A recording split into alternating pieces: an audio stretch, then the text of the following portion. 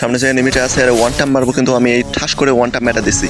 বটের বাচ্চা বট কিন্তু আমার লন উল্ফে কাস্টম চ্যালেঞ্জ দিছে, তো এইখানে স্নাইপার দিয়ে তারা একটা ঠাস করে মারে, বাট লাগে না। তো গাইস এইখানে স্নাইপার দিয়ে ফার্স্ট টাইম একটা মারি লাগে, বাট পরে যে ফায়ারগুলো করে লাগে না। তো এইখানে একটা মানে স্নাইপার দিয়ে একটা অস্থির একটা শট মেটা দেয়। তো সেকেন্ড মানে স্নাইপার নিয়ে তো এইখানে দেখি যে তারা মারতে পারে কিনা।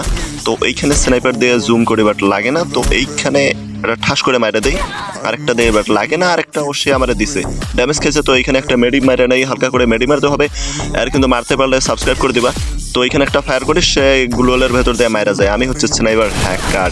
তো এখানে MP40 দিয়ে তার একদম লবের মধ্যে পাঠা দেয়, মানে একটা পরের রাউন্ডে পাঠা দেয়।